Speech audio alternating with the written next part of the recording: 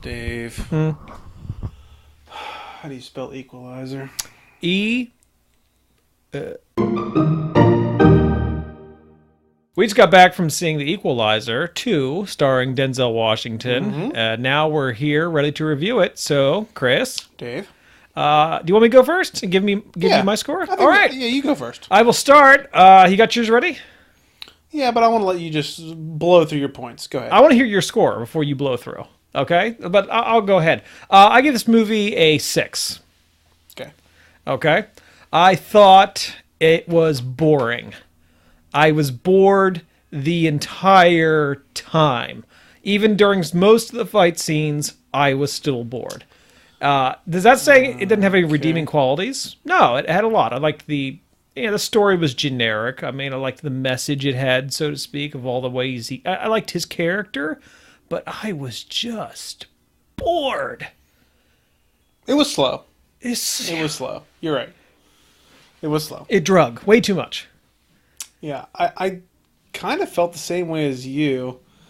I mean, I would like to have a different opinion or a different score of this movie. But just thinking about it for the past, 30 minutes or 40 minutes we've been out of the movies, I kind of feel the same boat. It's like a 6.5.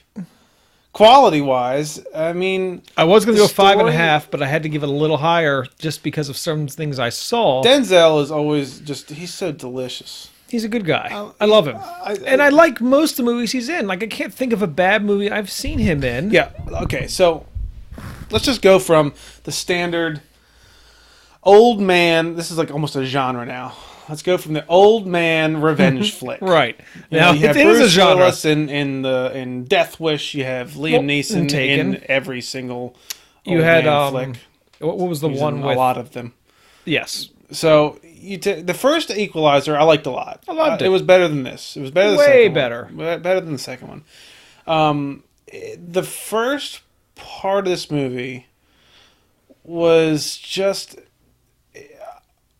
I liked it generic. Because it showed him being like the methodical person that he is. Right. And I liked that he's standing up and he's helping out like abused women and children. Right. He's kind of like a vigilante. You really like that because you like to see this guy just taking all these people out. Right, taking down the bad guys. Yeah. I liked those scenes, but they were far and few. And in between them, I didn't care about anything that was happening. It only got going when he was like fighting for the little person, if you will, and it wasn't good enough. It was a quick scene, and it was way too cut. It was a lot of cut action, jump cuts, and it wasn't flowing right. Like the first one, I thought the fight scenes were way better than this one. This one was all over the place. It's been 4 years since I've seen the first one. Well, because it came out 4 years ago. Exactly. I liked it, but I just never watched it again. No. I watched it the once, maybe a half when it was on TV or something, and then that was it. But I enjoyed it. It's not enough. I feel this was, like you said, it's an old guy revenge flick, and I feel this movie was purposely made for not necessarily old people, because I don't want to call them, but definitely those baby boomers who are retiring. It was made for them. I mean, there's a lot of themes in the movie with finding old people, like, hey, helping the youth, and hey, he's beating up the people that need it. Oh yeah, this is awesome. I felt when like did the old people help youth? What? When have the old people been helping the youth? Well, they haven't, but I guess this movie was like, oh, isn't that nice? That's a good thought there. That's a good moment. And I just thought this movie was definitely catering to that. And because we saw it with certain individuals, they apparently loved it. And like, they did. I thought that movie was perfect. Okay, well, if that's what you thought, great. And I'm not putting it down. I just think it was geared towards them. And it was slower and less violent, and I think it succeeded in that, but for me, for the average moviegoer, I don't think it's enough to do anything. Well, let me pull it back real quick. I'm going to go, let's just start off with the performances of the actors. So you have Denzel. He's always incredible. Of course. Everything he comes with. Now, is he a little more, like, kind of laid back because he is older? Seems that way a little bit, but he still delivers even with all the little head cocking action and all this. He's great. Right.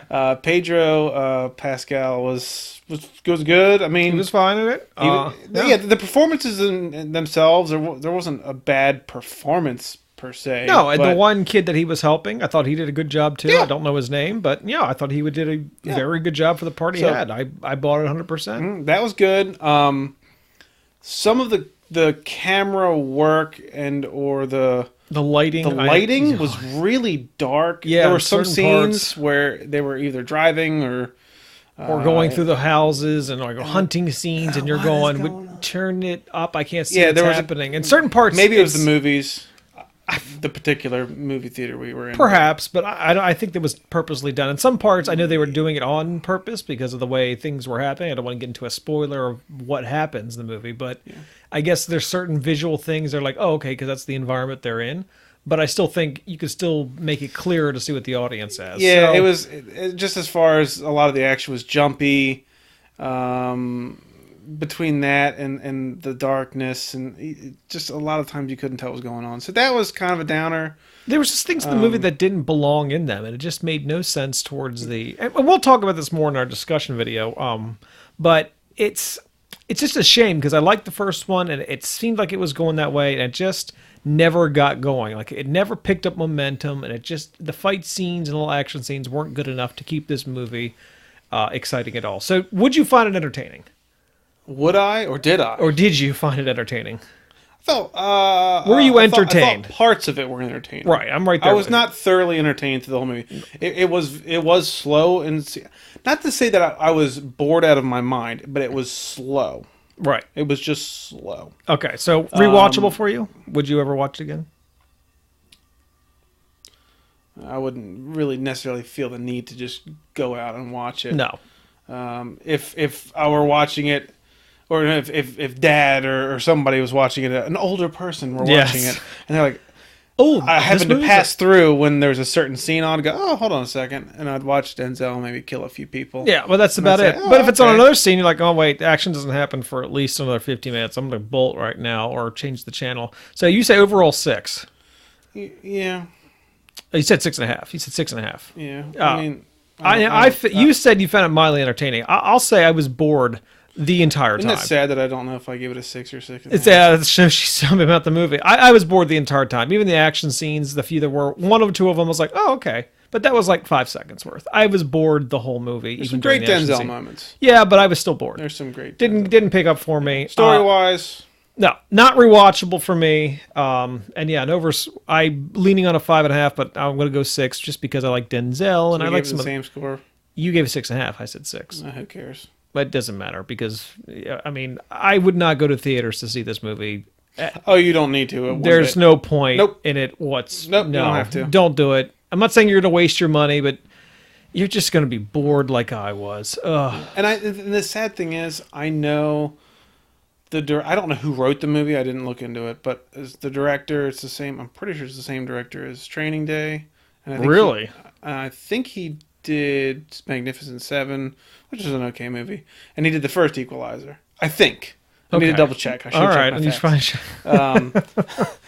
But I don't know who wrote it. It could have. It needed work in that area, but I thought it had some pacing issues. They could have had a better story. Overall, right? It just did not. It didn't bring it around.